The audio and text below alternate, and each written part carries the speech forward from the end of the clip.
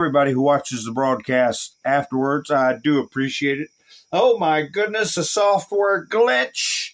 You know, there wasn't anything nefarious going on there, and 6,000 people, but only like 400. Trust us. So anyway, things are coming to light, and there'll be more, I'm sure. So anyway, we're going to talk about this and a whole lot of other things. But what do? I play some videos. The chats and get themselves a cup of coffee or a nice cold brew. And then, I'm so corny. Then we'll be like butter and get on a roll. Today's ceremony, however, has very special meaning, because today we are not merely transferring power from one administration to another or from one party to another, but we are transferring power from Washington, D.C., and giving it back to you, the people.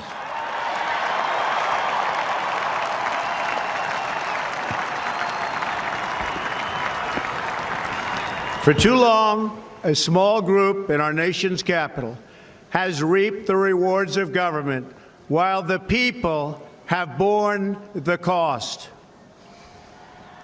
Washington flourished, but the people did not share in its wealth. Politicians prospered.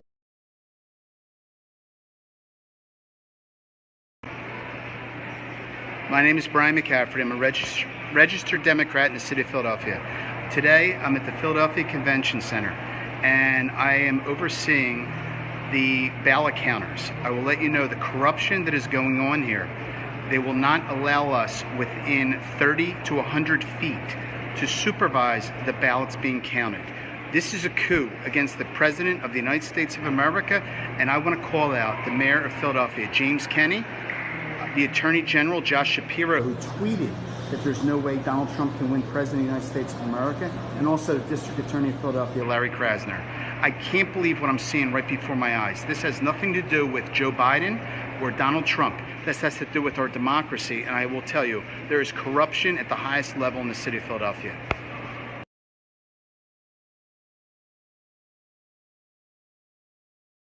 What? The Insurrection Act, under what conditions or terms would you? Well, I'd do it if it was necessary. So far, it hasn't been necessary, but we have an Insurrection Act for a reason.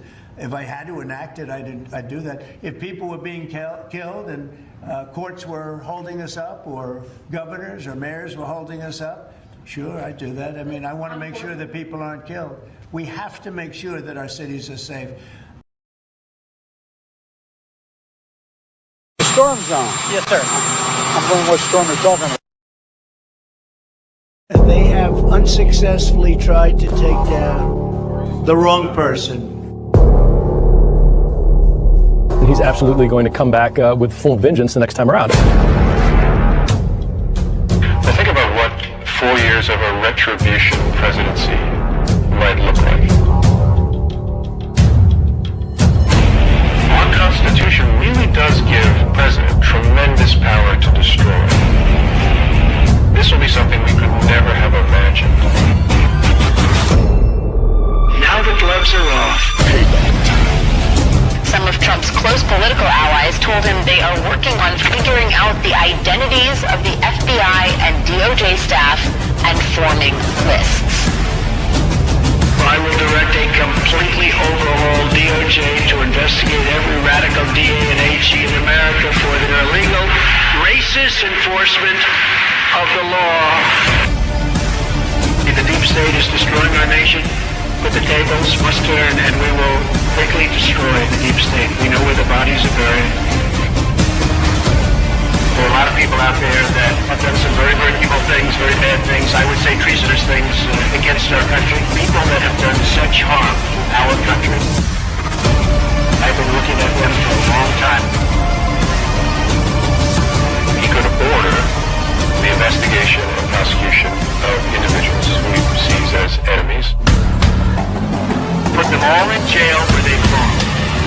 You got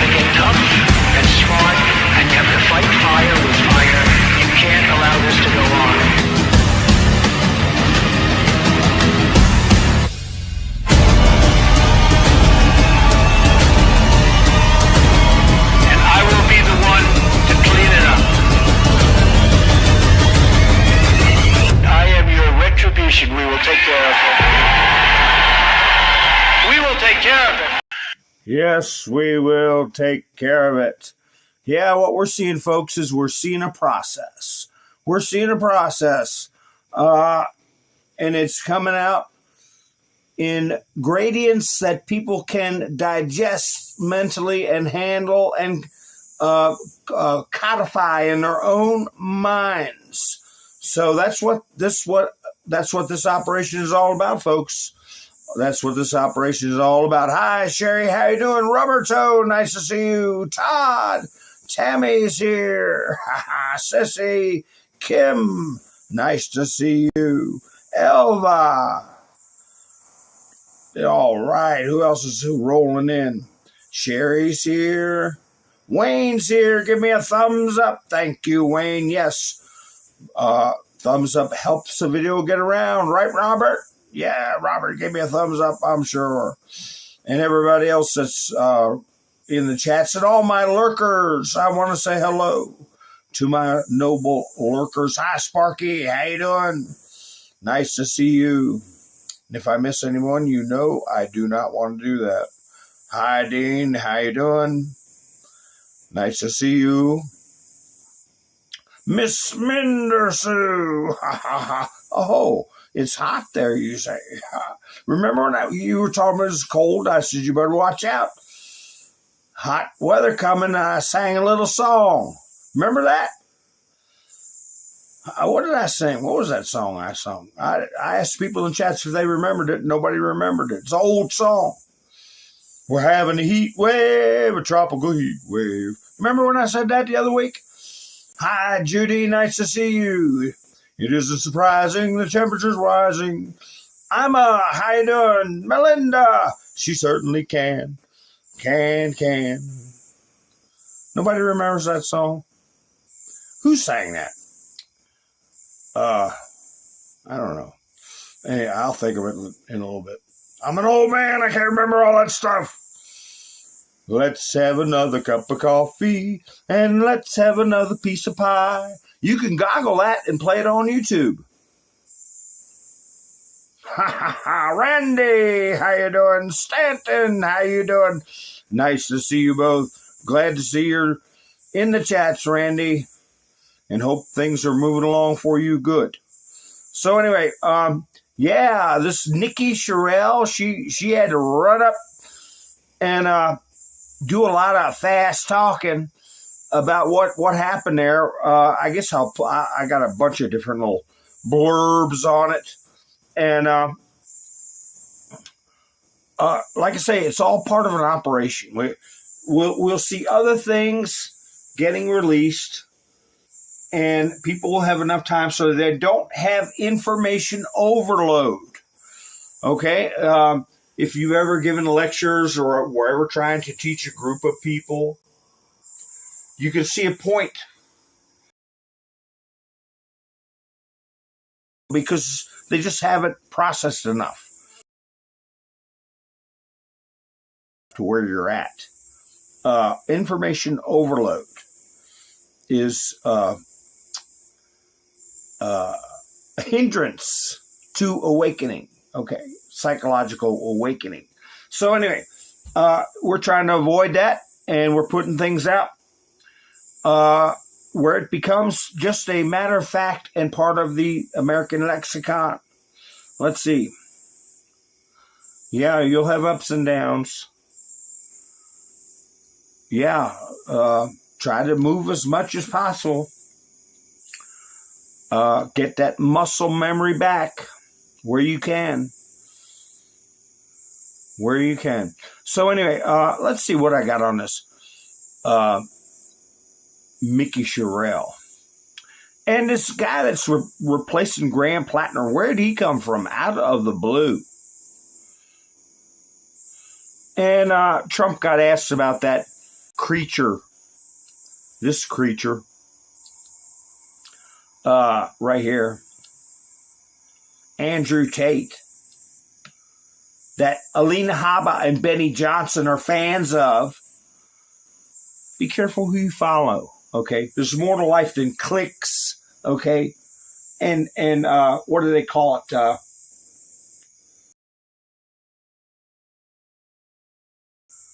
on Twitter, all the interwebs, which I gave a rat's ass about. But anyway, Andrew Tate used the hard R word as an ape and choked women unconscious in the UK. Hey, he's gone. He's done. And Trump was asked about him at a press conference. He said, I don't know anything about it. And then they asked Marco Rubio. I might have a clip of that. He said, that's just not anything I'm dealing with right now. And I may never deal with it. It's a process, and he's going to go through the process. So, yeah, well, speaking of process, when's that Kilmar Abrego Garcia going to get snatched up? I didn't even know about this guy. I had I might be able to get out of the studio. Mahmoud Khalil, he's suing. Appeals court overturns the release of a migrant. A U.S. court of overturned a 2025 ruling that ordered the Trump administration to release pro-Palestinian protester Moshe Mahdawi, or whatever you say, from immigration detention. He's going back in the joint. The scam they were pulling, if you watched Robert Cavoya today, the scam they were pulling is going to these district judges where the news, all the news articles can say a federal judge ordered violated, and not a citizen, and he can't. It's all thrown in the trash. These judges are crazy. We'll get rid of a lot of them. But that's a big move, though. A big move. They can't make those claims. They'll keep trying, though. Don't worry about that. They'll keep trying. They don't stop. They don't stop. Let me tell you what. How many of you guys remember this guy's name? How many in the chats? Put a 1 if you remember this guy's name. Daniel Ortega from Nicaragua.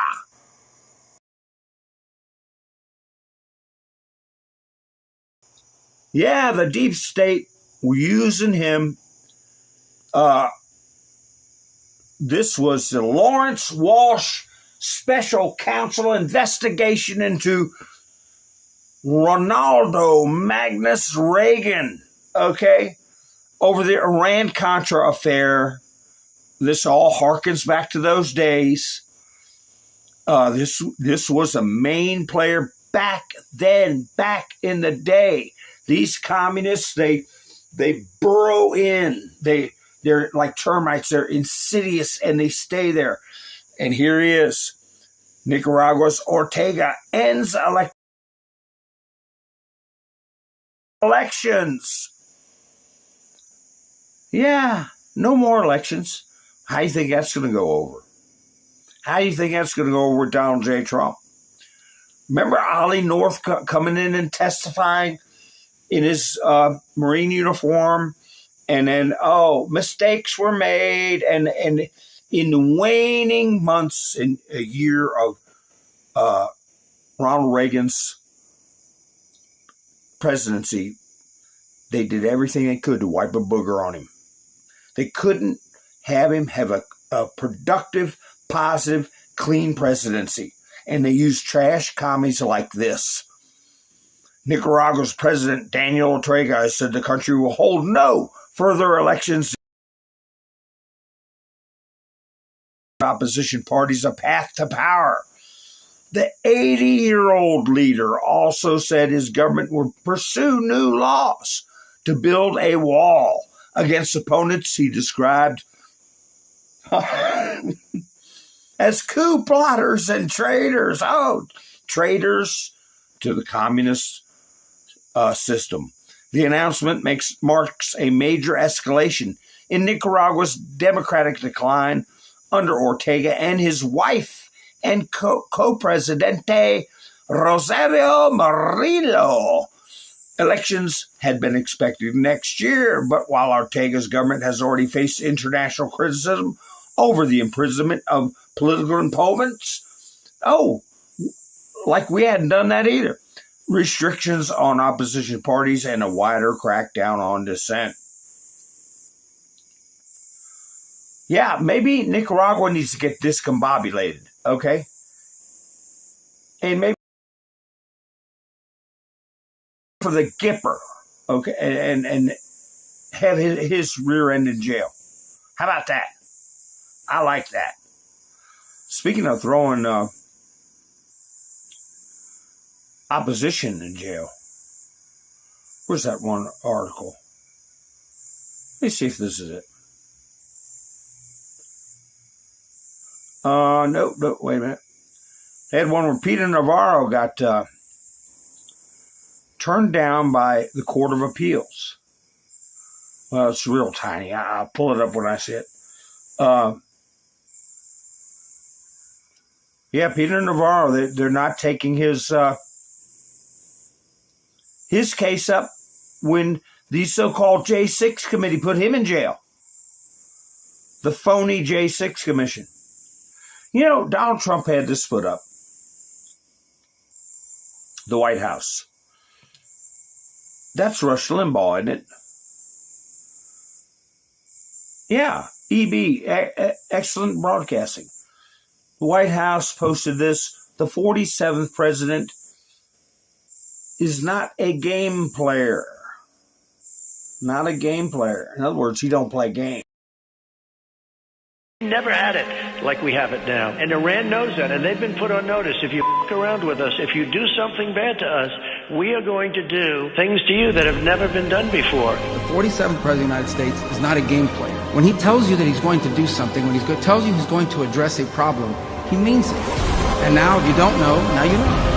The former regime had every chance to make a peaceful and sensible deal. But Tehran was not negotiating. This operation is a clear, decisive mission. There is no way in the world that this terroristic regime was going to get nuclear weapons, not under Donald Trump's watch. Haha, y'all hear the crickets outside? Y'all hear the crickets in the mountains? Haha, crickets in the mountains. Anyway, Trump doesn't play games, and I think that is going to be domestically also. But he's doing it in a way, you know, so he doesn't appear like a Danielle Ortega or in a brutish manner. He's going to do it in a way that comports with the law. Hi, Pappy Two Bears. How are you doing? Sin, nice to see you. Where you been? Where you been? I remember a story I told about that little girl. Where you been? So anyway, yeah, Mike Lindell. I think I got a little clip on him. No, hey, we're rolling on. What happened? What happened in Arizona? Right here. Andy Biggs wins big, along with everybody else that Donald Trump endorsed. We're steamrolling him. Here we go. Here's another article. And just like Trump said, it's we're steamrolling them. There he is. Representative Andy Biggs. This is CNN. CNN got to hold their nose and put this up. Ha ha ha. Representative Andy Biggs will win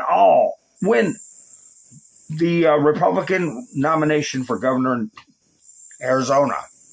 CNN's decision desk projects setting up a November clash with Katie Hobbs. Oh.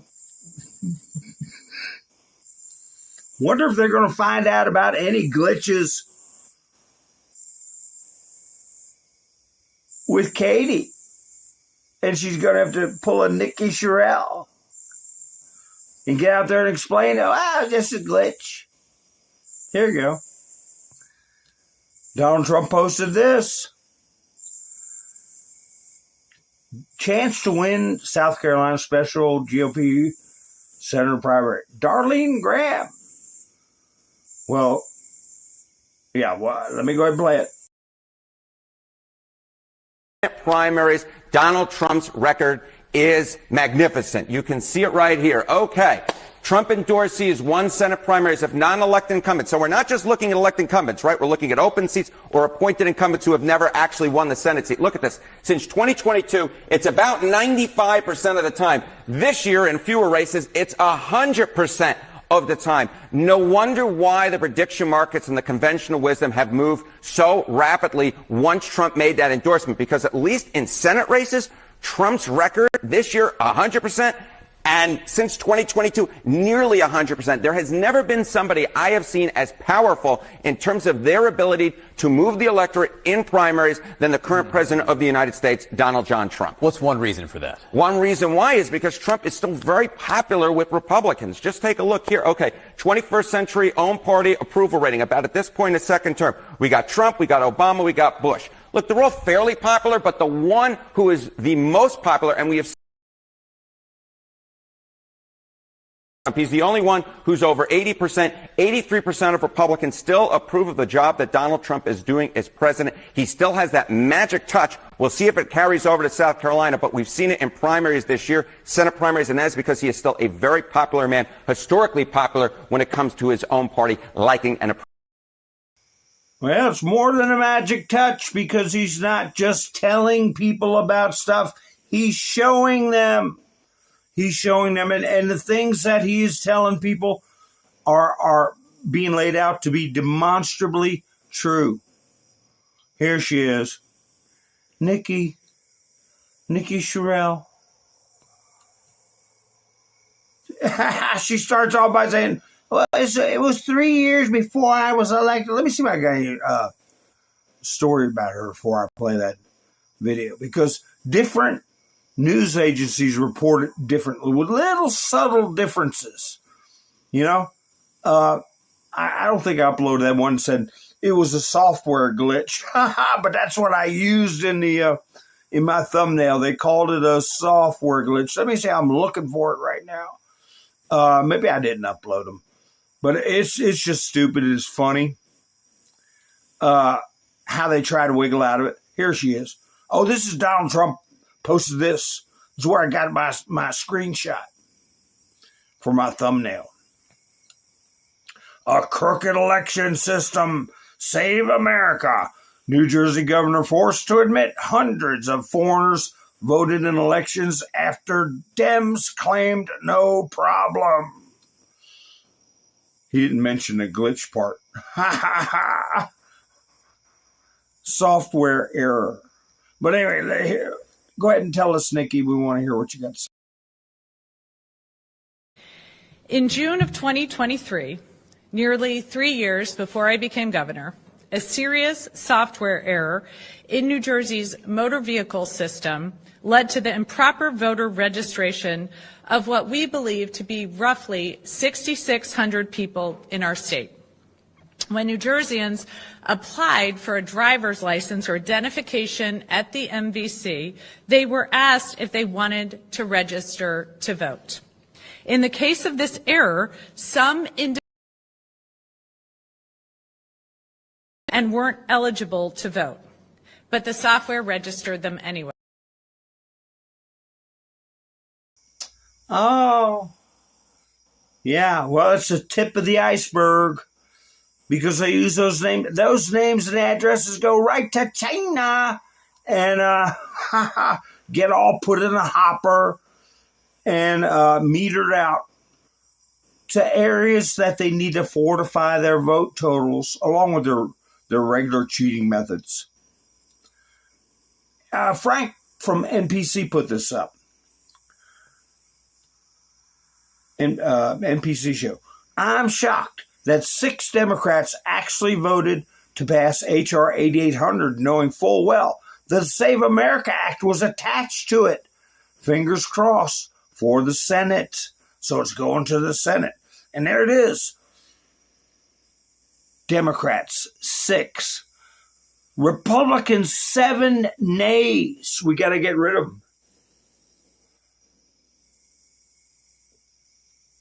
The Democrats almost wiped out the nays and the Republicans. But look at it's 4 votes. 4 lousy votes. So we needed those Democrat votes. What do you think, folks? Are these Democrats that are rather new and hadn't had time to get real dirty and figured they better get with it because the ones who are dirty, justice is coming? I don't know. They got to have something left after all said and done.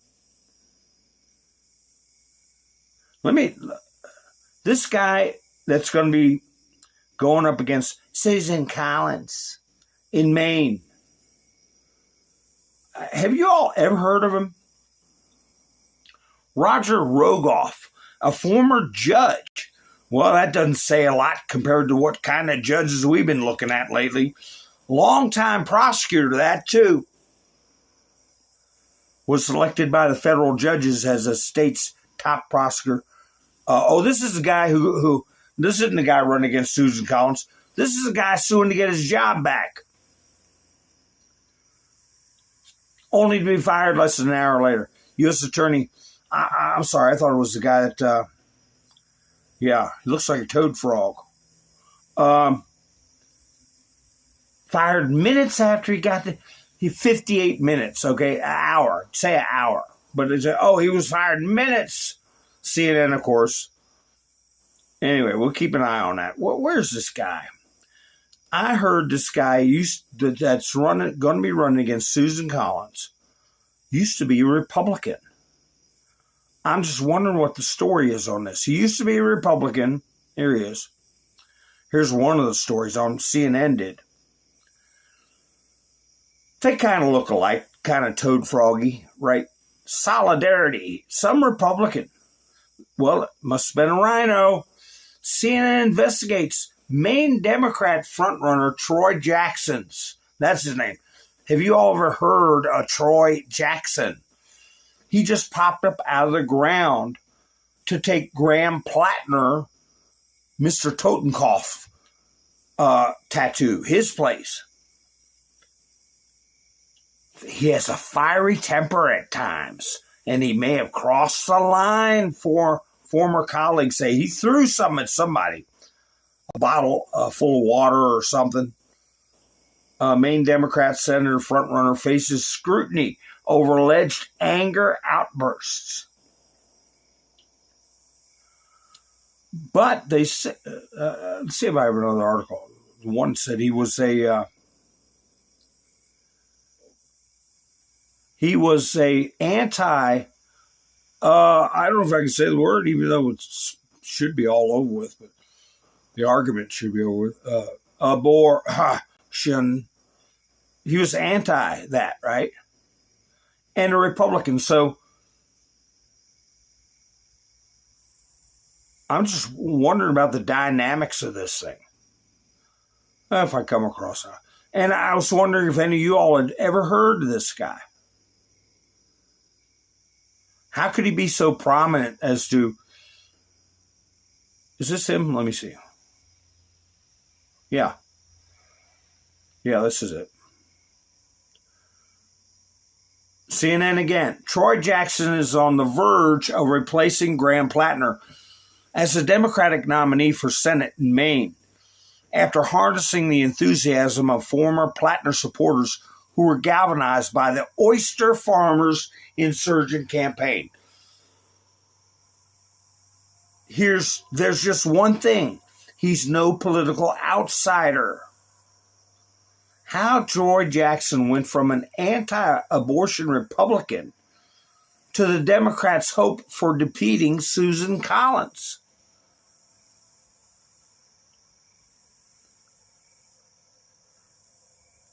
I don't, is he a plant?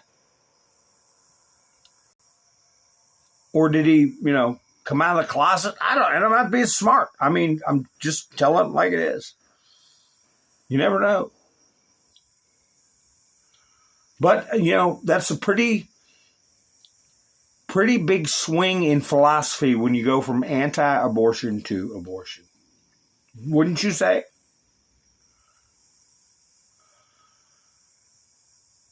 Yeah, Greg. I was reading Greg's comments kind of lengthy, but I played a video. Greg saying he witnessed them say, "Look, have you been?"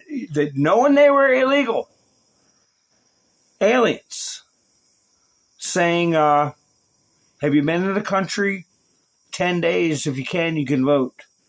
Knowing they were non-citizens, a criminal act. And I played a video. Clandestine made mention of it today. Let me see if I can pull him up. Well, let's just see what. I'll get to that in a second. Yeah, this is it. This is it. Just what you're saying there, Greg. And I played this video probably a half dozen times. Let me see.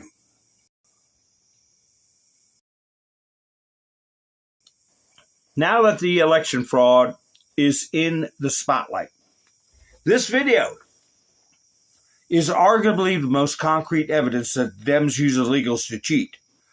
Flashback to 11/4/2016.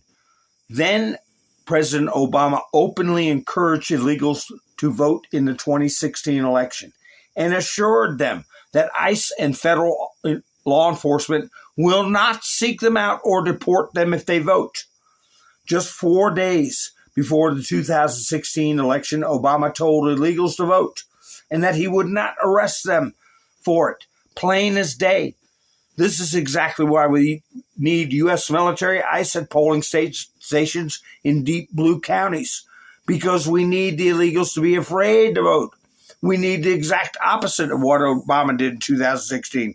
We need the illegals to know that if they try to cheat in our elections, they will be arrested. Whenever someone on the left says that Dems don't cheat in elections or that illegals don't vote, show them this video. Obama openly told the illegals they were safe to vote. Treason.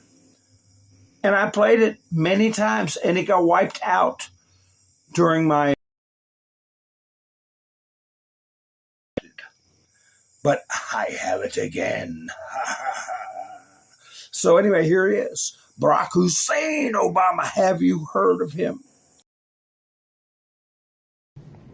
If you want to vote and you show up, they can't stop you from voting. If people want to know how to vote, then you can go to iwillvote.com. The fact of the matter is that we give our power away all the time. You know, we tell ourselves, oh, it's hard, it's not going to matter, it's not going to count. And the powers that be, they're counting on us giving our power away. Many of the millennials, dreamers, undocumented citizens, and I call them citizens because they contribute to this country, are fearful of voting. So if I vote, will immigration know where I live? Will they come for my family and deport us? Not true. Okay. And the reason is, first of all, when you vote, you are a citizen yourself, and there is not a situation where the voting rolls somehow are transferred over and people start investigating, etc. The sanctity of the vote is strictly confidential in terms of who you voted for.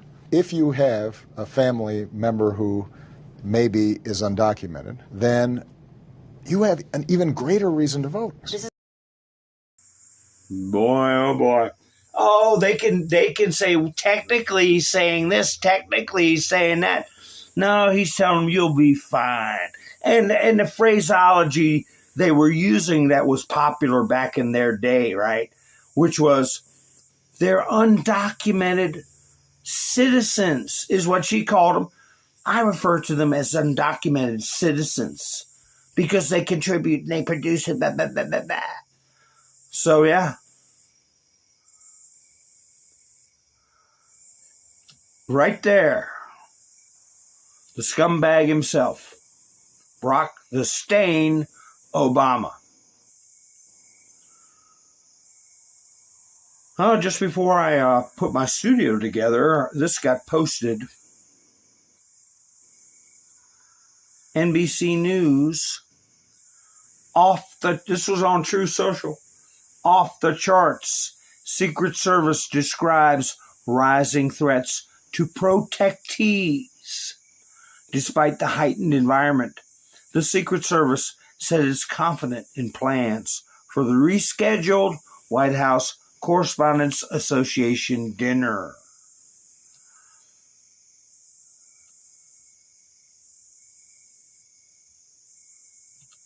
This also. The National Lawyers Guild, this is Posobic's outfit, the post-millennial. I got some clips where members of the ABA were testifying today. You know what ABA is, folks? Well, here now we have, well, I'll tell you what the ABA is. American Bar Association. How many times have we talked about this bar association needs to be given an enema or just thrown the hell out, disbar the bastards. But anyway, the National Lawyers Guild claimed to protect the First Amendment, but they were communists all along with ties to Cuba, the State Department report. So we had Cuban operatives infiltrating the National Lawyers Guild, or actually comprising it. And what were they doing? A lot of this Code Pink crap going on, Planned Parenthood signs. The National Lawyers Guild were communists all along. The legal observers were always there. They had special status. People thought they were objective observers.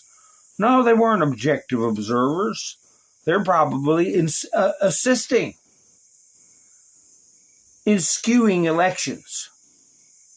So we're going to be looking at the ABA, and we're going to be looking at the National Lawyers Guild, or lawyers in general. As a matter of fact, we've really got to, as citizens, look at every bit of it.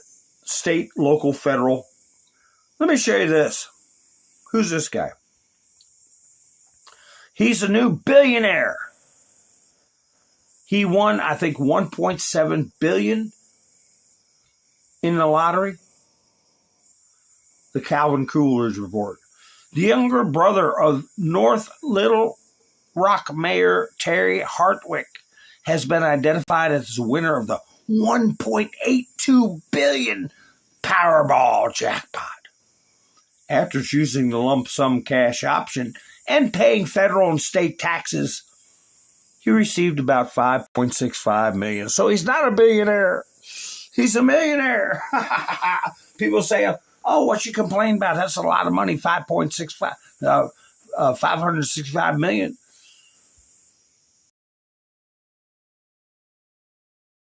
$1.82 billion. Now, I don't know if there's any shenanigans going on that he won or what anybody want to read into it. But the fact of the matter is, organizations at just about every damn level of government, in every state, in every county, somebody's doing something crooked. When they get over 1.3 billion out of your winnings of 1.8 billion, and you get left with that paltry amount,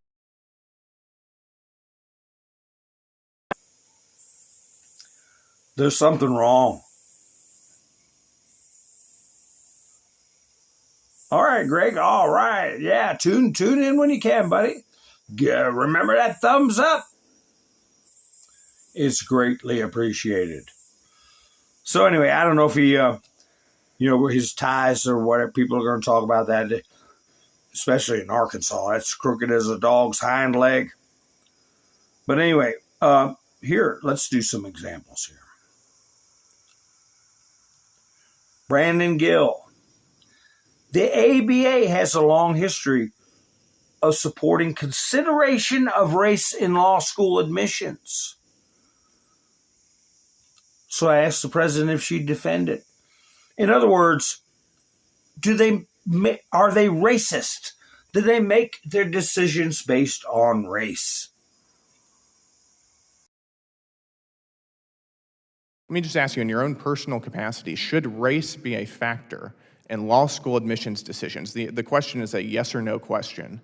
I am here in my yes capacity. Or no, should race be a factor in law school admissions decisions? I am here in my capacity. Because according to the ABA, it should. The ABA has said explicitly that they have a long history of supporting consideration of race in law school admissions. Is that your testimony, that law schools should continue taking into account race? The Supreme Court indicated that diversity is a laudable goal, and the ABA supports diversity in all of its forms. This is embarrassing for you. You ought to be able to answer this in a very straightforward way. Diversity is a laudable goal. Let me see. This is some more of an exchange. Let me see. Let me see. Is this the same lady or what? Let's see. The future of DEI in law school accreditation. Time.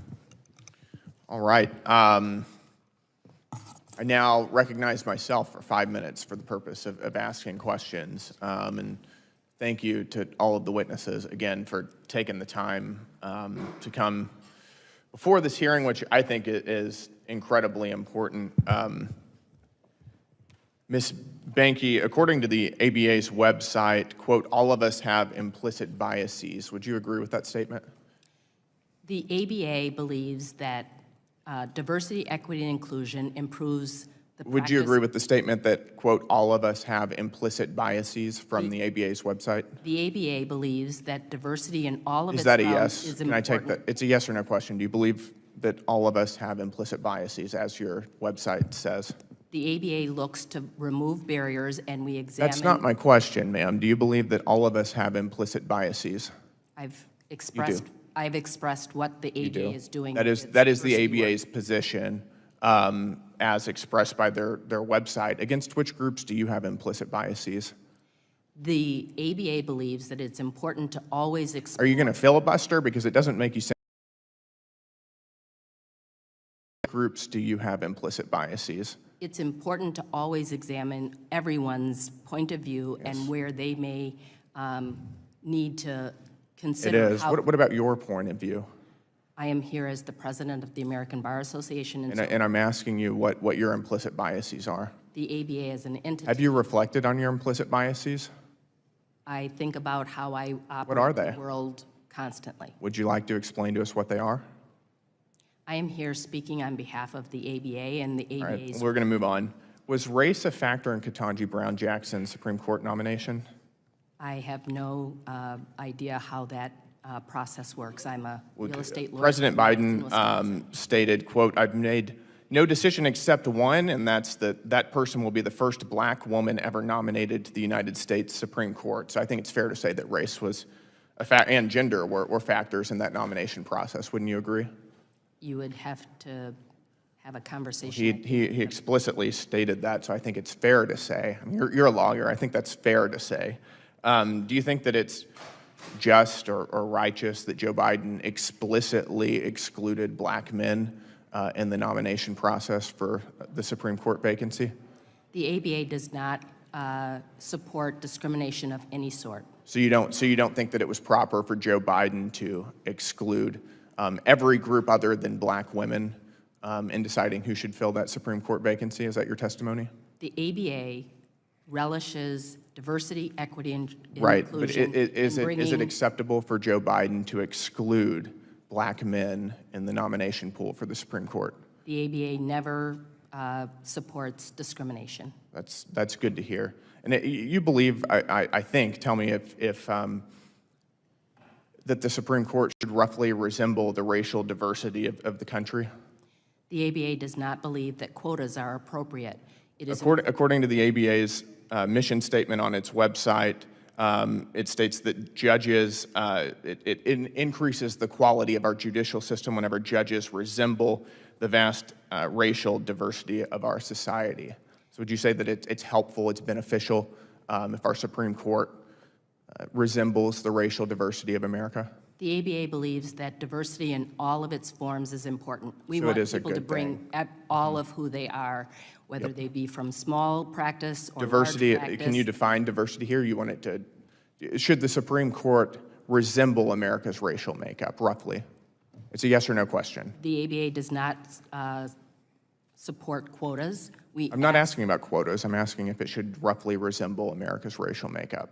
It should represent all of what people are. Of what people are. Okay. So right now, there's about two of 9 of Supreme Court justices are black. That's about 22% of the Supreme Court. According to your testimony, about 13% of America's population is black. If the Supreme Court should roughly resemble America's demographic makeup, as the ABA states is proper, in your opinion, regardless of qualifications, should the Senate refuse to confirm a third black Supreme Court justice?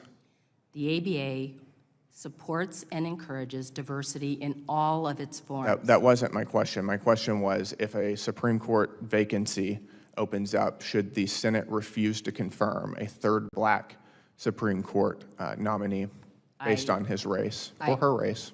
The ABA does not support quotas, and so the ABA does support some sort of, and hopefully we'll get into that. The ABA does support making sure the ethnic makeup has a specific amount. But my time is up, so we will move on. We need a red-headed Irishman on there. We hadn't got one. I yield. We're a red-headed Irishman with a big old beard and half drunk. That's what we need on the Supreme Court. Either that or an Asian. Yeah, they want it. Diversity, equity, inclusion. Hi, Frank. How you doing? Yeah, Todd. Brandon, he gets a little more miles on him, gets a little more age on him, which, happens to all of us. Hey, here's something else I want to ask y'all. Have you ever heard of this? This was Melania posted this. This character, I guess, on the right sued Melania. And I don't remember anything about it. Do you all remember anything about it? First Lady Melania Trump files a motion for sanctions against Michael Wolff. I guess that's Michael Wolff up there on the right. Do you all remember this? Over Toss lawsuit. She filed a motion for sanctions seeking costs and reasonable attorney's fees during the journalist's unsuccessful suit. Everybody spent a bunch of money, as always, the lawyers always win. And then he said, I'm not going through with it. So I wonder what, at that level, when you're dealing with the First Lady of the United States, I wonder what reasonable attorney's fees would amount to. And who is this Michael Wolff guy? You make that kind of money, buddy? Apparently, you just can't run around suing people and then drop it, A lot of times when things are settled, somebody's got to pay the attorney fees, But he just dropped it like it was hot and ran away and figured it was all going to be okay, but it doesn't look like it, does it? Let's see if anybody heard about that. We don't know, Frank. We might find out how many times Judge Roberts. We know he's at an island resort. It wasn't the same location that you're discussing with Clinton and other nefarious entities. Well, now we know the lawyers. Guild has a tie to Cuba and Code Pink and communist organizations, right? Here's a report. Organizations with tie to Cuba. Here you see Code Pink. National Network on Cuba. National Lawyers Guild. National Lawyers Guild. Democrat Socialist America, the People's Forum. I don't know what ICAP is. But anyway, here we go. Groups. Code Pink, ICAP, the People's Forum, Democratic Socialists of America, National Lawyers Guild, National Network on Cuba. It's one thing to say that the Cuban regime poses a national security threat to the United States, something you and the Secretary say all the time. It is another to say they're actually interfering or trying to interfere in the U.S. political system. Well, the National Network on Cuba, for example, issued a rapid response plan calling for agitation and resistance, publishing the location of ICE facilities, of military installations. That gives one powerful example of this network. We also see from Cuban-linked groups, we're seeing fomentation of protests and other violent activity. And then we see other Cuban-linked groups then bail those that are in jail for violent activity in streets. This report details a decades-long influence and espionage campaign that continues to this day and really is an untold story. It's a story where we hear bits and pieces here and there, but presents this as the network that it is, linked to the Cuban regime, both ideologically, through logistical support, and as the nexus, the node of a network of far-left extremism that is undermining the security of the United States of America. Yeah, I saw Rick Scott. He put up something where he was talking about Zoran Mamdani.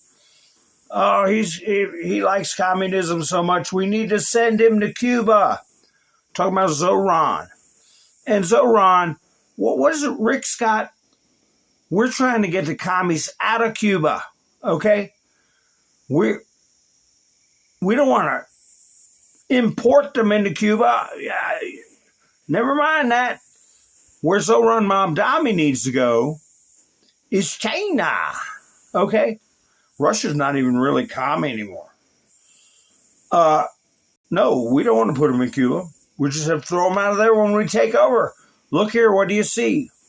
La Habana. You see airplanes flying around. What is it?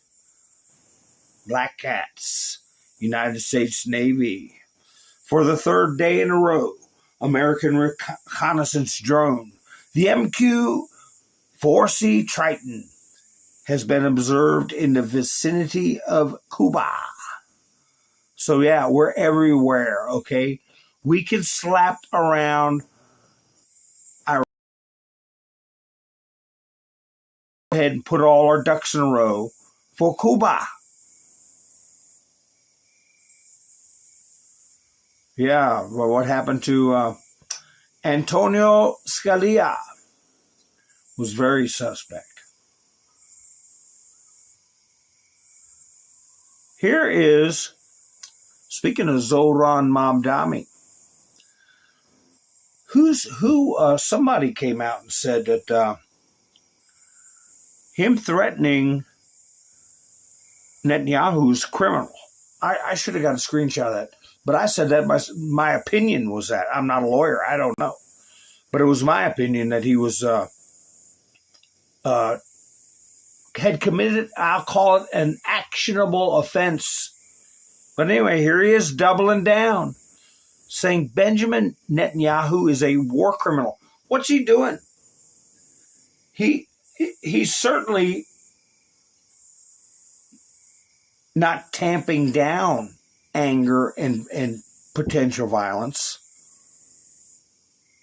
And what's the opposite of that? Is inciting.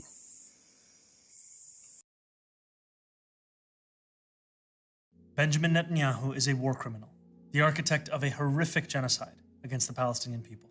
He is responsible for the killing of more than 73,000 people, for the maiming of tens of thousands of children as those who survive undergo amputation without anesthesia, for the targeting of neonatal hospitals and maternity, for the countless people he starved as he blocked food and humanitarian aid from reaching them, for the gunning down of hundreds of aid workers and journalists. And just last month, the UN confirmed that Palestinian children continue to be deliberately targeted and killed by Israeli armed forces, more than 8 months after the so-called ceasefire. The list goes on and on, all as we, as Americans, pay for the bombs that do the killing. There is a reason the International Criminal Court issued a warrant for his arrest. As human beings, we have spent generations building a shared understanding that there are crimes so grave they offend all of humanity. Anyone, with their eyes, with their heart, with their conscience, should recognize the So he's sitting there evoking tears and old liberal women getting enraged and crying and stuff. Never mind that the Iranian government executed over 50,000. When in recent human history have we ever seen such an act? I got to watch my words. It's slaw. What was that case Trump won? The Supreme Court case was called Slaughter, right? That was the last name of the person involved in the case. So, okay, for the sake of the rhythm, the algorithm, okay, I'll put it that way. But when have you heard of a country doing that in a 30-day period to their own people? And documented that they've killed thousands of Americans for over the last 47 years in Iran. And we're in a conflict with them now where American lives are at risk. And here he is. If the Israelis were behaving the way he's describing, that Palestinian territories aren't even the size of Washington, D.C., there wouldn't be anybody left. It's insightful language. It's exaggerated actions. And when you see true horrors being committed by a nation that we're in an armed conflict with, and he is trying to stoke this kind of anger against an ally. The devastation he has wrought, and understand that he belongs before a court of law. As I've said, I agree with the ICC that Benjamin Netanyahu should be arrested and tried for his crimes, as I do for anyone else charged by the ICC. My administration has reviewed every avenue available under applicable law to determine whether New York City could execute the International Criminal Court's arrest warrant if Benjamin Netanyahu came here. It is clear that we do not have the independent legal authority to enforce this warrant. The federal government, however, does, and I call on them to join the ICC and execute this warrant. Welcome in New York City, nor is any other war criminal at large. While we cannot end the genocide on our own, we can decide whether our silence will become another weapon, and we can examine every tool we have to defend the humanity and to you. He's trying to sick his supporters on the federal government to try to make them enforce a warrant from the International Criminal Court. We don't recognize them. It's how many times you have to be told that. We don't recognize them. They don't fall under our auspices. Here he is again. I think Guantanamo Bay is too good for him. So I said the Greater American Greenland Seacot is where he needs to go. And but there's also what I got in the back of my mind. Is he a plant? He's behaving in such an outrageous way. Is he an actor playing a black cat? Just to flush the real trouble out, so we can see actually who's on whose side? Or is he this damn arrogant and audacious and stupid? I just wanted to follow up on Melissa's question about why Netanyahu specifically is often targeted in some of your comments. For example, Venezuelan President Nicolas Maduro, he was arrested for a warrant that was here in the U.S., and you were very against that. So I guess how do you place more emphasis on the warrants that were issued by the International Criminal Court than here in the U.S.? How do you reconcile those two? I would say that the International Criminal Court is a body that seeks to hold those across the world accountable for crimes against humanity, for war crimes, for things of that nature.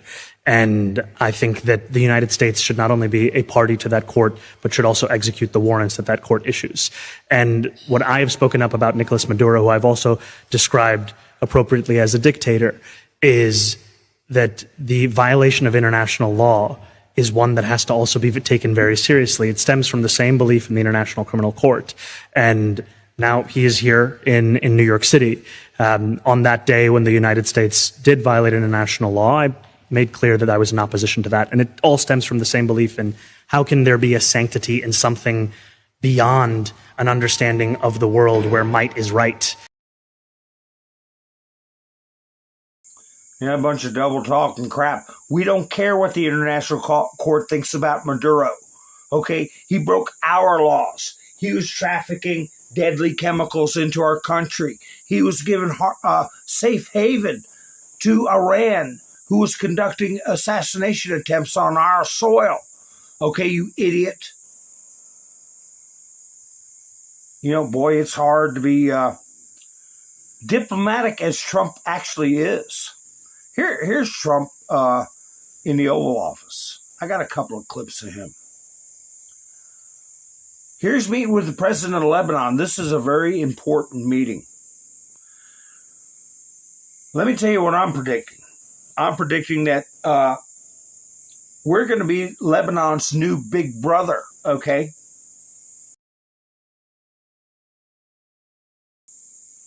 We're not just going to be dealing with Israel as a close ally. And Lebanon has been orphaned for too long.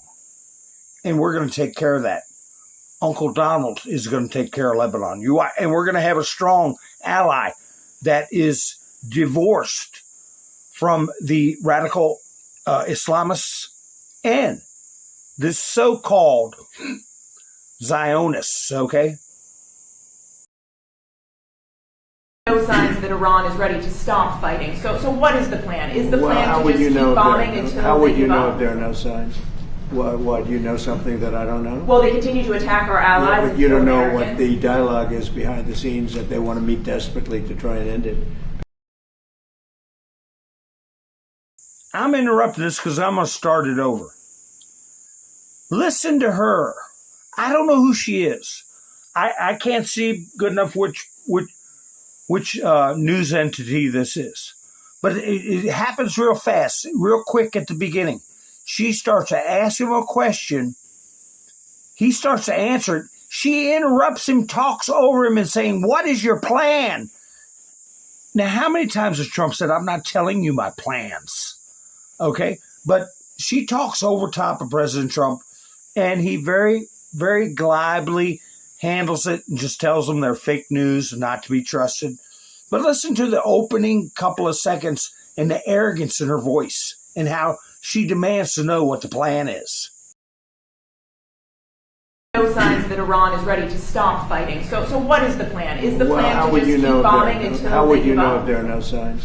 What, you know something that I don't know? Well, they continue to attack our allies. Yeah, but and you kill don't know Americans. what the dialogue is behind the scenes, that they want to meet desperately to try and end it because they're getting decimated. You don't get that when you listen to your fake station, but you don't know. You don't know anything. So talks are You know still something that I possible, don't likely? know. You know something I don't know. Well, tell us. I will tell you, they want to desperately meet, and until they're ready to meet in a meaningful way, we have no interest in even. So You know something I don't know? You don't know what you're talking about, woman. Anyway, here it is again. Let's see. I'm not sure what the topic is on this one. Until I play it, I got a model plane almost just like that in the background there. My brother put it together back in the 70s. I still got it. But anyway, here we go. Decades to rebuild, and I don't believe they could ever rebuild. And honestly, they haven't seen anything yet. We've been nice. We've been nice. Yeah, I was thinking about playing that at the beginning of my video. They haven't seen anything yet. We've been nice. I want to show you some pictures of Pickaxe Mountain. Actual photographs of Pickaxe Mountain. Satellite photo and a photo from the ground. But anyway, let's see what this is. So seriously. They did slip something through in Jordan. And if we had other operators, would not happened, unfortunately. But because we have the best equipment in the world, we've stopped almost everything. But when you let other people do your job, with the United States, we let other people do the job, and sometimes it doesn't work out so well. But we're going to be going and paying our respects at Dover. Yeah, that was where he said had other operators. I guess with the defense of the bases in Jordan where we lost the soldiers. And he said when you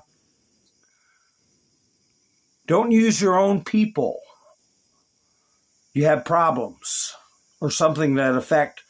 I'm just curious about whether that was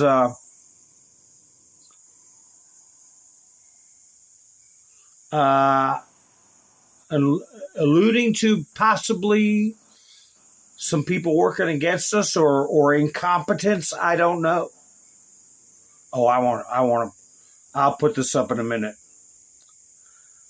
Some controversy about General Flynn. I'll get to that in a little bit. But anyway,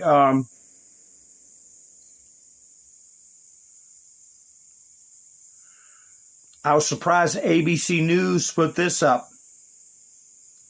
President Trump attends dignified transfer of fallen U.S. soldiers in war with Iran. And from ABC, this is pretty good. I mean, I didn't read the comments that would enrage me too much, because there's so many foreign people that comment and also crazy American liberals. But anyway, President Trump traveled to Dover Air Force Base in Delaware on Wednesday to attend a dignified transfer of U.S. service members killed in the war in Iran. We're going to Dover. Some of you are going with us to honor our heroes, and they are indeed great heroes. Actually, Trump told reporters just before boarding Air Force One on a flight to Dover. So it doesn't seem to me that they took political digs at him. So, hey, we'll give credit where it's due to ABC for not trying to trash the president all the time. But we got one site that does try to trash him all the time. And they always pick the worst photos of Trump to put up. And I don't know when they're going to cross the line. When are you going to cross the line? Who am I talking about? Here's the picture they chose to put up of Trump when he's disembarking to honor fallen soldiers. And what do they say about Trump? Just in, Trump administration caught lying about war casualty numbers. That's a hell of a bold statement to be making about the commander-in-chief in a time of armed conflict. I was going to put it, maybe I'll do it in one of my broadcasts. CNN and Midas Trash Network are enemies of the people. They're communist sympathizers. Here they are again. At least they have a halfway decent picture of Trump. But what do they say this time? Trump stood next to flag-draped coffins and put words in dead soldiers' mouths while Iran hit Saudi Arabia for the first time ever and U.S. full breakdown. Anytime there's air raid sirens going off at bunkers, reinforced rooms, they've got portable bunkers, structures placed in different areas that you evacuate to. But the way they report it, it's to damage the morale of our nation and the morale of our troops, and to smear the president. Saudi Arabia, are they talking about a tanker that was owned by Saudi Arabia got struck? Because they certainly make it seem like there were bombs landing in Saudi Arabia. And it isn't the first time. Remember when they bombed the pipeline for Saudi Arabia a couple months ago? So they exaggerate. They don't know what the hell they're talking about, or if they do, they're purposely twisting it. But here's footage of Trump. I didn't hear him put words in anybody's mouths. You got Pete Hegseth there. And I'll play that clip in a second. But here you have the soldiers that lost their lives.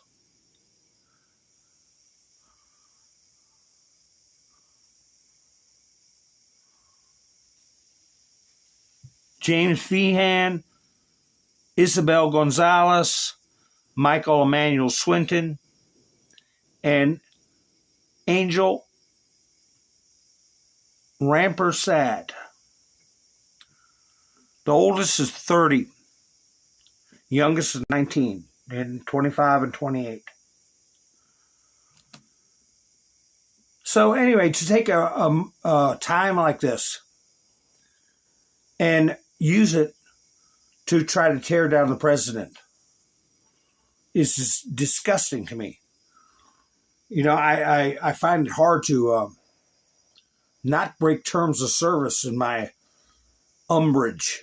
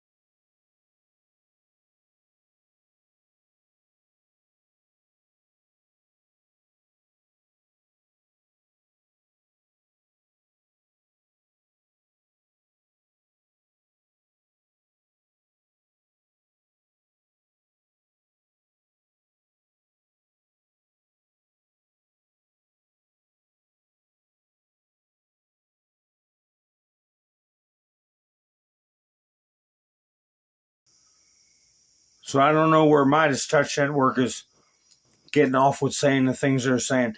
And we know, I saw another post where people were saying we need to find out how some of these social media groups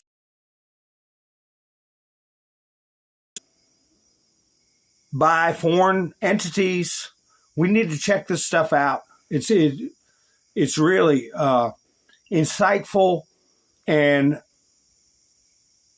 well, I tell you what. Here's this. This is the person that threw incendiary fireworks, fuel of some sort at the courthouse. This is a person. I'm actually living in the car right now. Andy No reported on this.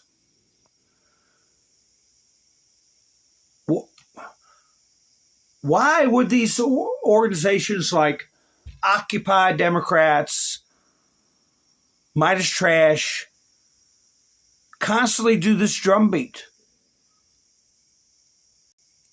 People like this living in their car. I guess they're trying to dress. Does it look like a military outfit to you? I don't know. NGO exclusive. The suspect of the terror arson attack on the Federal Immigration Court building in Manhattan, a 43-year-old, Andrew John veteran. Officials said he came with 2 axes, a hammer, a machete, an incendiary device, and injured 3 people, 2 of them government employees, and 1 civilian, an immigrant attending an immigration status hearing. Al-Baghdadi was carrying anti-ICE literature during the attack and yelled anti-ICE statements as he was being apprehended. Al-Baghdadi has long been a leftist climate change activist and has participated in pro-Palestinian causes. Voter registration records show he has previously been registered as a Democrat and also with the Working Families Party. If that ain't commie socialist, I don't know what is. He maintains, oh my gosh, I didn't read this far down. He maintains fetish accounts online where he expresses, my gosh, interest in defecation and bondage adult content creators. You know, he also apparently fantasized about being turned on touching his future daughter in one Instagram post.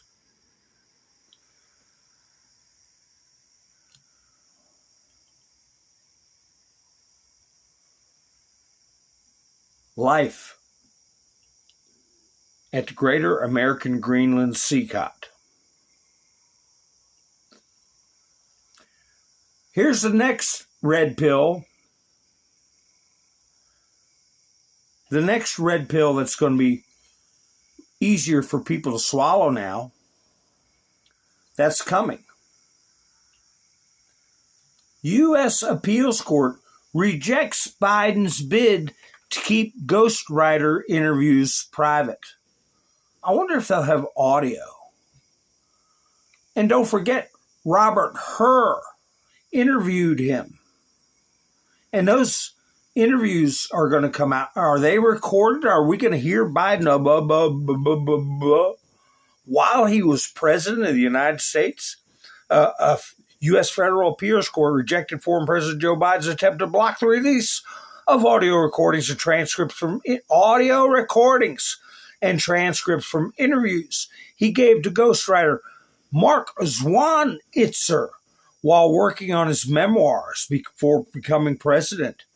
In a 2-1 ruling, who was the one? The court found that there was a substantial public interest. You're damn right it is. I wonder who that one judge is. Concluding that Biden's remaining privacy concerns did not outweigh that interest after redactions. The recordings were, did not outweigh that interest after redactions? The recordings were previously obtained by special counsel Robert Hur during his investigation into Biden's handling of classified documents. The ruling's been suspended until August 3rd, giving Biden time to consider another appeal. Well, he can't consider anything. His brains are gone. He's shot. He's shot in the head, remember? Trump said that. What is this? CNN, what are you up to? Now, why would you put this up? Is this news or just some malcontent babbling negatively about our president? This isn't news. When troops die, Trump often reaches quickly for politics. The Iran war has now seen the first U.S. troop death since March, with the announcement that 3 service members had died in recent days, writes Aaron Blake. Who the hell is Aaron Blake? And with their deaths came a reminder that President Donald Trump, who's set to attend another dignified transfer on Wednesday, really struggles to speak empathetically about this issue. What the hell are you talking about, you idiot? Flop for TDS freaks. This isn't news. You call yourself a news network.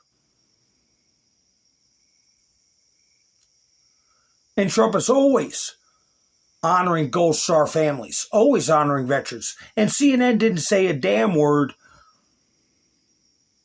about thousands of troops that lost their lives in all these past wars.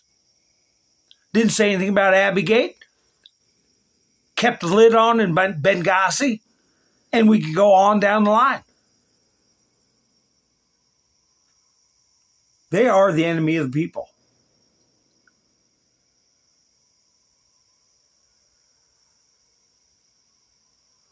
See what Donald Trump's got to say here?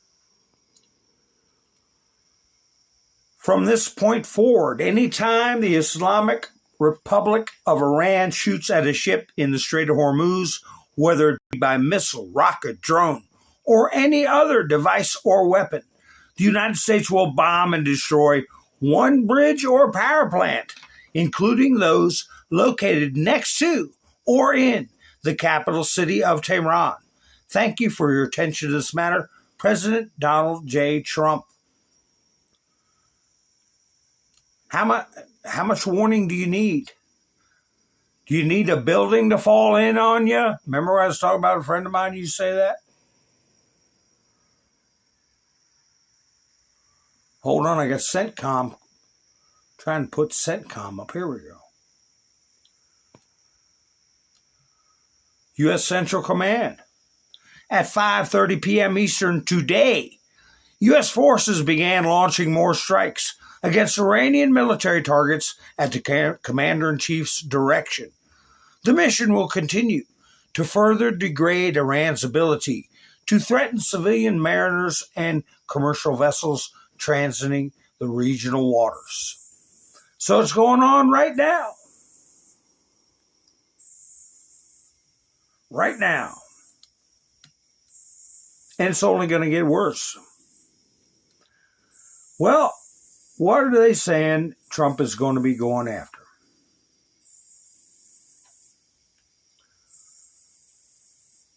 Right here. I didn't know what kind of thumbnail this would have made. What is that, folks? Hey, you guys got any idea? If I zoom in, will I see Moses up there with tablets? No, it's not Mount Sinai. For all we know, it could be. I don't know. Roland said Carg Island. Good guess, but not the case.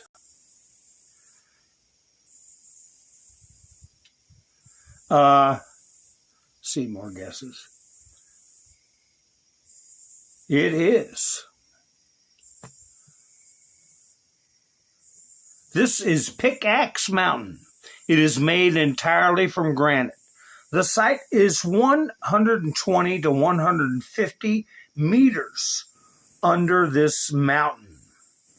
That is where they say the nuclear centrifuges are. They claim the nuclear material is entombed at the location Trump already struck, U.S. forces already struck.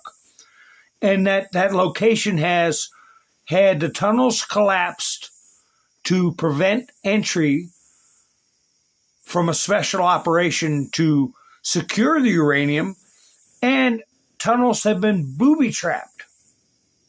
This location is where they're saying that they are trying to transfer their centrifuges because they're very expensive, very technical, hard to get.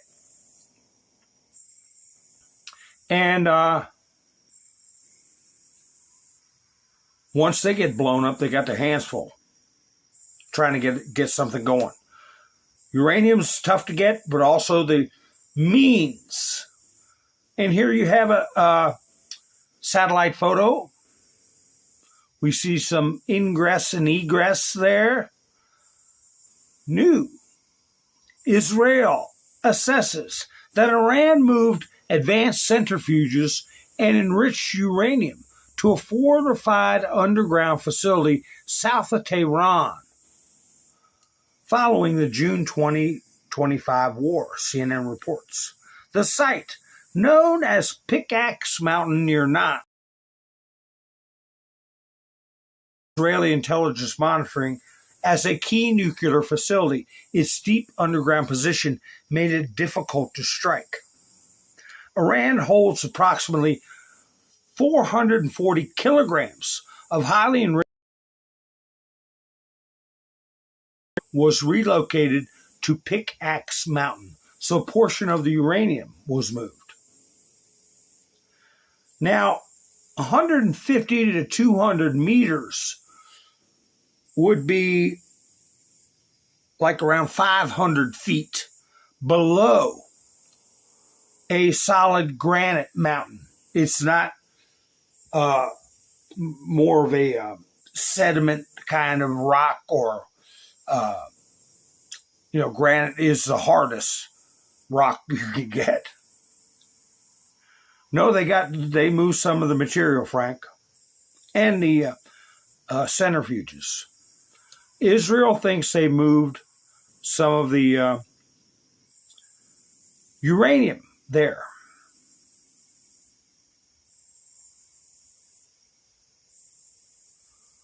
So, we got this report. USF, this was Mediterranean Man. U.S. Air Force fuel tankers just took off from and are over the Mediterranean. Considering that B-1 Lancers were seen an hour ago taking off from England, it is likely that surgical strikes in Iran are likely in the coming hours. B-1 Lancers. So this new guy took over in England, UK. And word was, I think Trump posted it. Also, different news agencies reported it, that they are allowing us to use the bases. When actually they should be participating, but they don't have any equipment or military to be of any effect anyway. They're sitting ducks. They're talking tough about Russia. Let me see what this is. The Guardian. Oh, this is just some. The Guardian. I thought I saw that vehicle. They're talking about EPA stuff. Tosses out scientific research carried out under the Biden administration and says toxic sludge not a significant threat to the public. You know who? Boogeyman BS. They're talking about sludge is what comes out of the sewer. Okay, and the Biden administration did some studies on it, and Trump doesn't even want to deal with that because I told you how in California people are drinking their own sewage water. For decades, nobody said nothing. That's coming to an end. Trump knows it because he's making them open the waterways up and not make people drink their own dung. Anyway, I was going to find if I know I got more on Pickaxe Mountain, but let me see. Let me see what this report is. Pete Hegseth was before the Senate today. New, China and Russia are both helping Iran in the war. Hegseth tells lawmakers, CNN reports. Defense Secretary Pete Hegseth told the Senate Appropriations Committee Tuesday that China and Russia are at different levels enabling some of the things Iran is doing. Hegseth declined to detail how, saying the depth and the extent of it ought to remain classified. CNN previously reported China was preparing to deliver new air defense system to Iran and that Russia was sharing advanced drone tactics from its war in Ukraine to help strike U.S. and Gulf targets. Well, CNN, Iran designed the Shahed drone, which both Ukraine and Russia are using variations of. I don't think they could teach Iran a whole lot. Iran's been the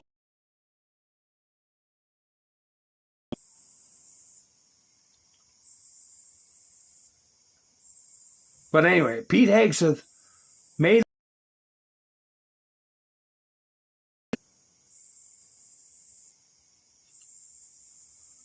how much money they've given to Ukraine. They're asking for a $67 billion increase because of the war with Iran, right? Keep that number in mind, $64 billion.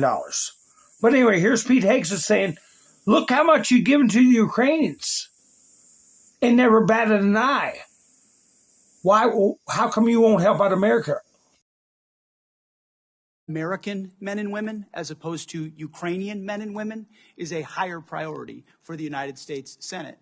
So 5 supplementals that went to Ukraine, as good as that cause may be, why is that righteous to do? But funding troops in harm's way right now, given the threat and what they're undertaking, this is a partisan exercise. And so it's hypocrisy. Mr. And I appreciate Secretary, you pointing it out. Real quick, Madam Secretary, question for you. When the Russia-Ukraine war... Anyway, yeah.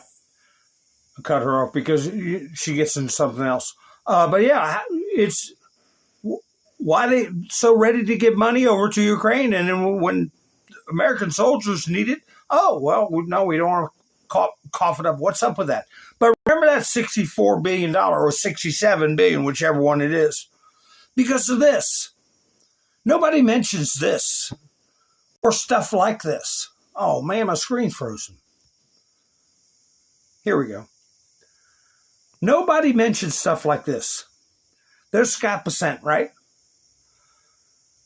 Exclusive.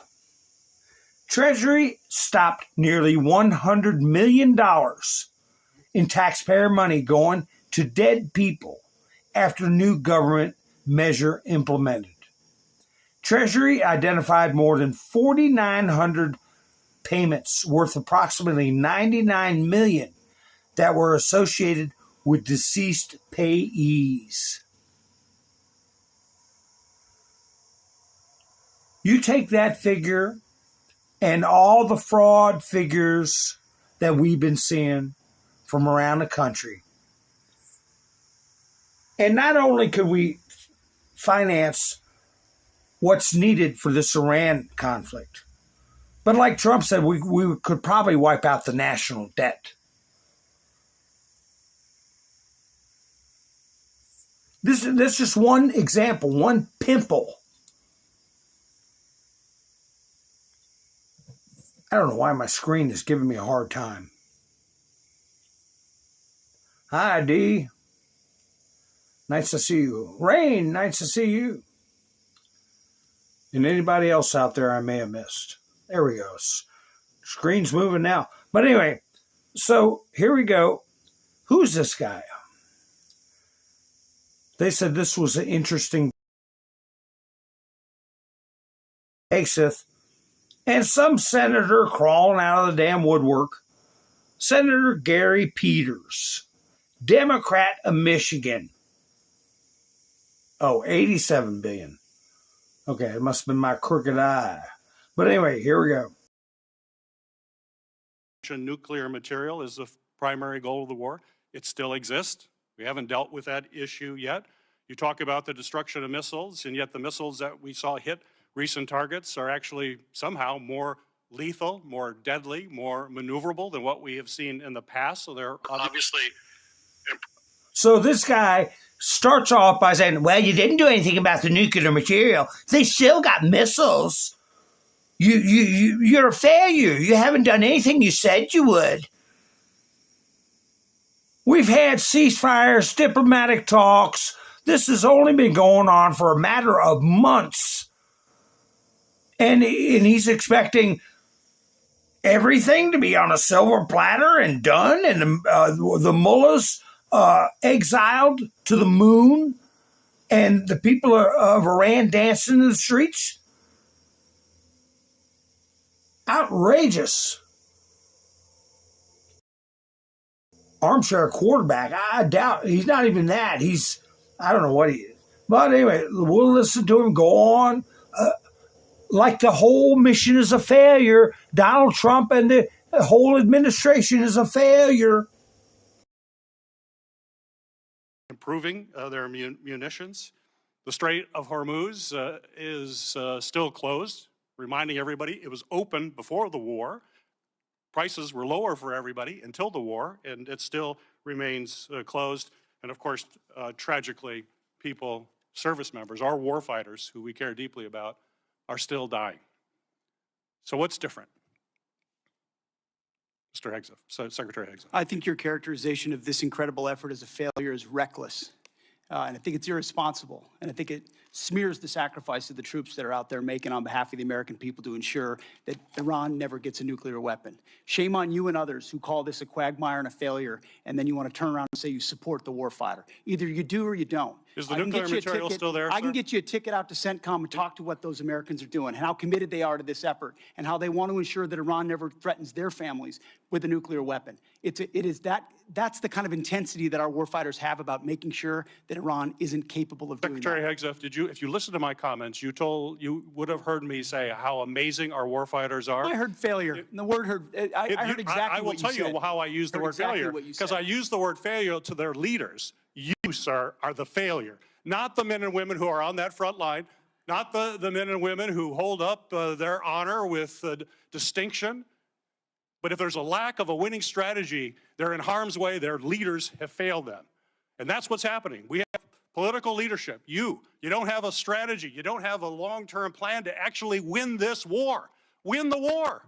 The men and women are going to be able to do it, but they need to have leadership. When will you show leadership? When will you show leadership? Why don't you show some leadership and stand up to your fellow Democrats who won't fund the troops, who stand and play partisan politics while you don't give us the money? You want to stand up here and talk about the troops? You won't show any political courage to actually fund our department because you have Trump derangement syndrome and can't actually commit to anything meaningful. So I put this on you, Senator. Secretary Hegseth, you have trillions. You have over $1 trillion. You're asking for $1.5 trillion. He's not just got Trump derangement syndrome. He's a smart aleck communist. And, who the hell are you to sit there and call them a failure? How long's this guy been in office? I've never heard of him. But did they say anything through all the conflicts we had through all these years?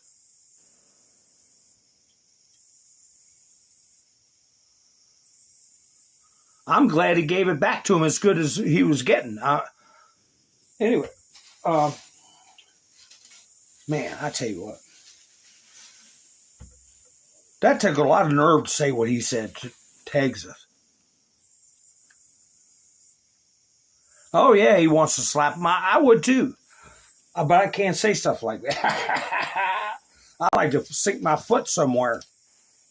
But anyway, I've gone through the whole broadcast, and I didn't even get a chance.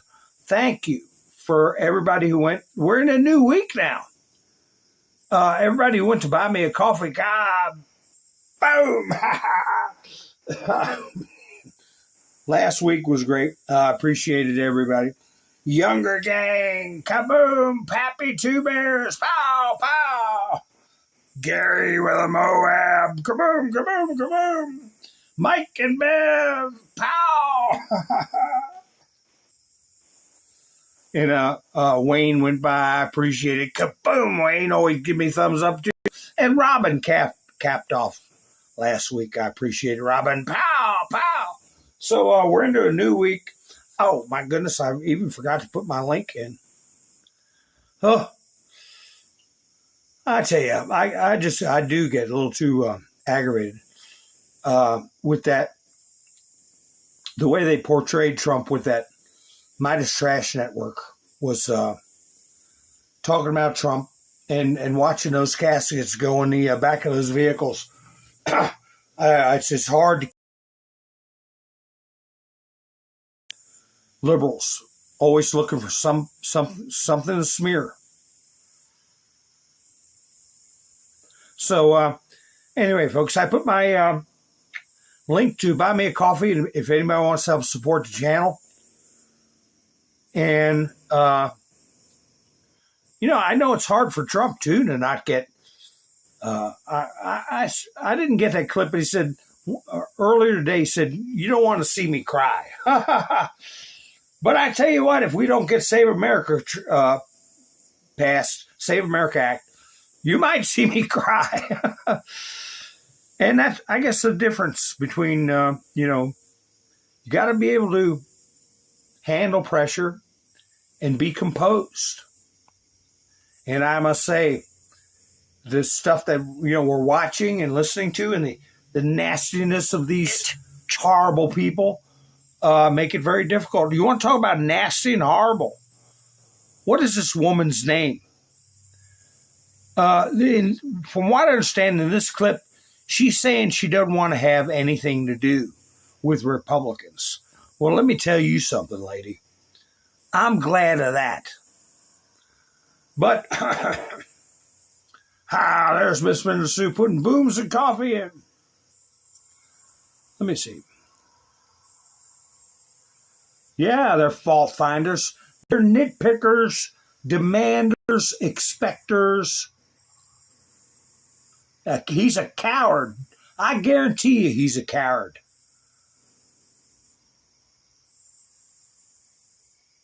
Well, I appreciate it. I'm glad you enjoy the broadcast. Yeah. I can't repeat some of the stuff, but I can agree with it. Be careful about the words you put in. And try to hold off on the all caps. You can use capital letters, but too much they zero in on it because they call it shouting. Yeah, Roland, the strait's open. That's everything you could think of. Like the whole thing was a waste. That we should just let Iran have nuclear weapons and the Strait of Hormuz will be open and everything be fine. What an idiot. But anyway, I'm going to play this clip for you just to remind you what we're dealing with. And you know what? These people have been financed through the capture of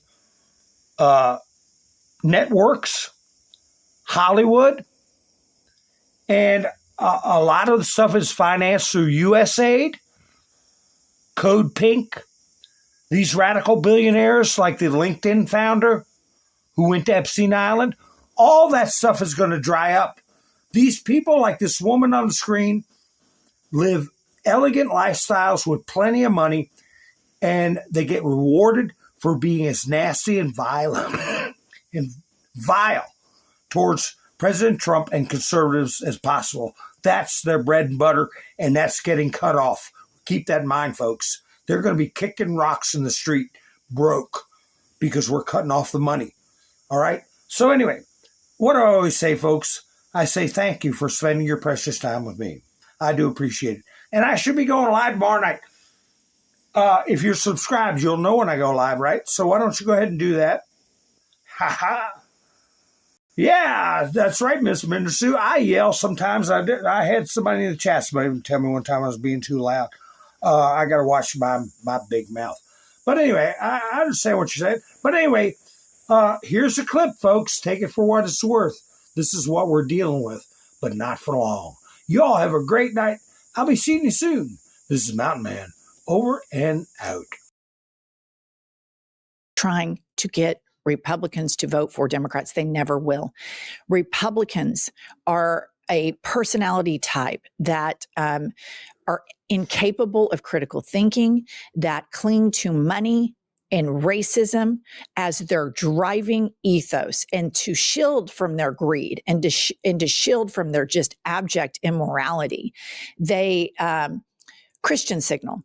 Oh, family values. Oh my God, these trans people. So that's why you hear Donald Trump saying all the time, it's trans everything. It's transgender for everybody. I mean, this is the guy, Donald Trump, who thinks the CHIPS Act has transistors. And he thinks whenever he hears the word trans, that means trans people. But it works with the base. It works with the base because these people are terrified. Trump and his cabal of submissive wives are terrified of drag queens, of books, of diversity, of Black people, of women, of lesbians, of gay people, of trans people. These people are the softest people imaginable.